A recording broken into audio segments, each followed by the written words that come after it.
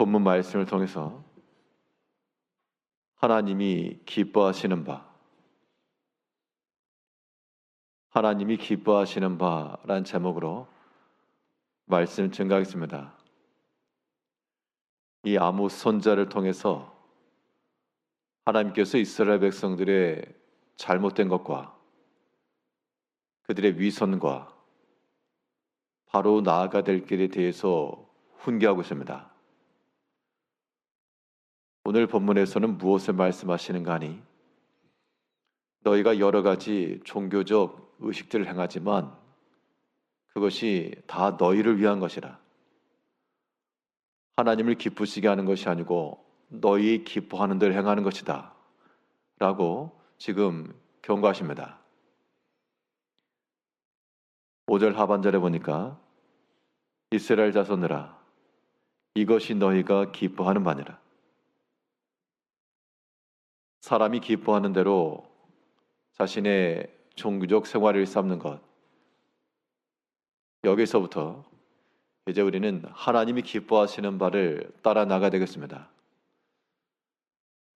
그러면 하나님께서 기뻐하시는 바가 무엇인가? 오늘 본문에서 말씀하는 바는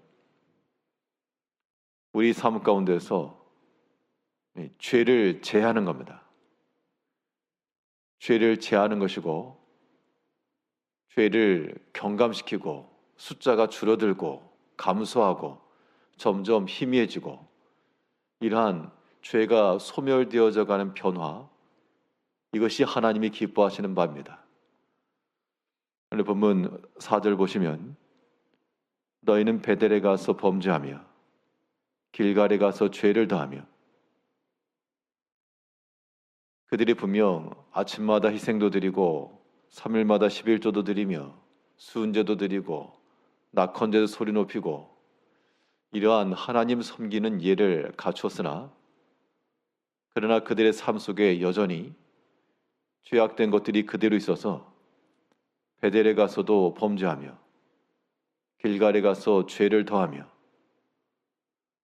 이 죄악된 행실들이 사라지고 소멸되고 없어지는 것이 아니라 반복되고 중첩되고, 이러한 면들을 지금 명하신 겁니다.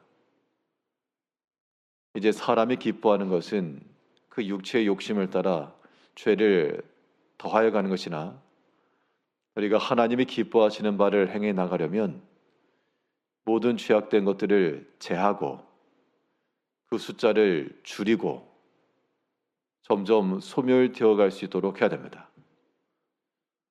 어떻게 제하며 어떻게 소멸시킬 것인가? 우리가 사회적으로 문제로 일컫는 바 중에 하나가 점점 인구가 감소해 가는 거죠.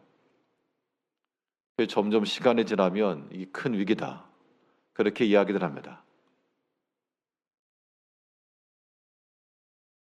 우리가 모든 죄악된 것들에 대해서 우리 영혼이 살려면 반드시 이 죄악된 것은 줄여나가고, 하나님의 그 은총과 그 은혜 받았던 일들은 항상 기억하고 소생시켜내야 됩니다. 오늘 본문에 나오는 두 개의 지명이 있는데요, 여기서 죄를 범했다 그랬습니다. 베델에 가서 범죄하고 길갈에 가서 죄를 다하고.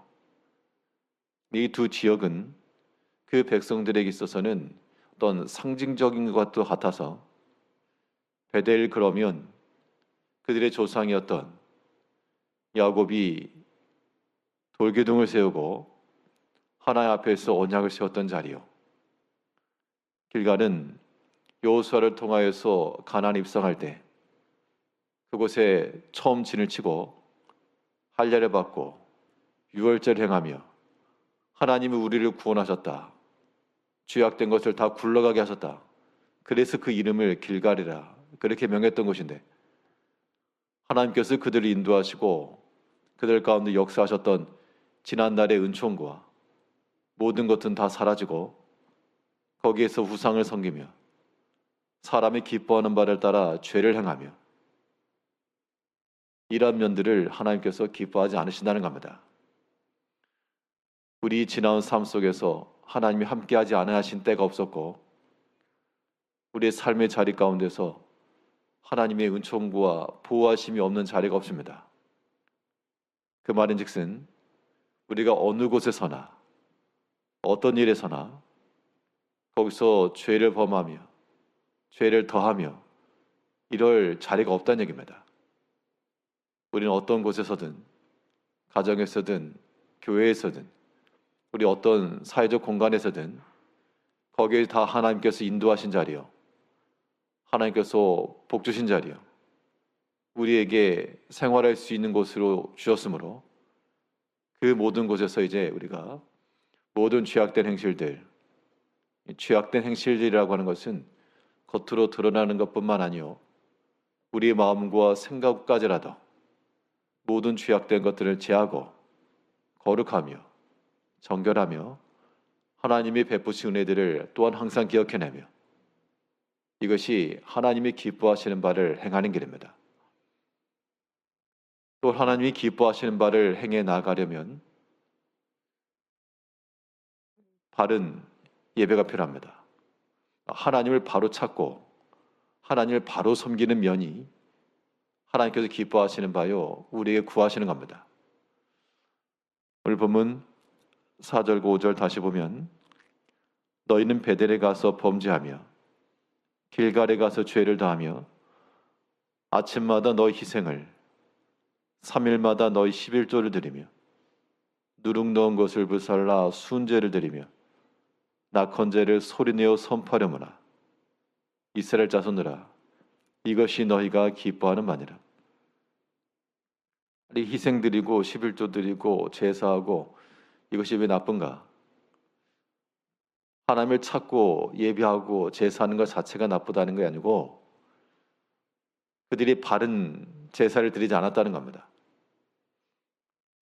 형식상으로도 희생을 드린다라고 하는 것은 성경에 나오는 아침 저녁으로 드리는 상번제를 의미하는 것이 아니라 1년 1차 드리는 매년제를 가리키는 것이고요.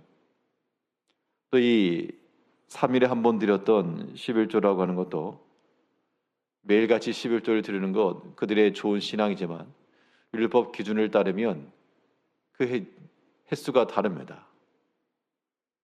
이런 것들에 대해서 자기들의 종교적 열심을 따라 무엇인가를 하긴 하지만 그러나 그런 섬기는 방식에 있어서도 율법을 온전히 따르지 아니하였고 더 중요한 것은 하나님이 구하시는 것은 그러한 외적인 양과 기름의 희생이 아니라 자기 자신을 희생하여 드리는 것이며 상한 심령이며 하나 앞에 온전히 엎드리는 것인데 그런데 그들이 희생을 드리고 11조를 행하며 모든 감사제와 낙헌제를 행하면서 그들이 계속했던 것이 바로 죄를 더하며 베델에 가서 죄를 더하고 그날 아침 희생을 드리고 길갈에 가서 죄를 더하고 그곳에서 11조를 드리고 이러한 그들의 종교적인 행위들에 대하여 하나님께서 절반은 기뻐하시고 절반은 버리신 것이 아니라 다 받지 않으셨습니다.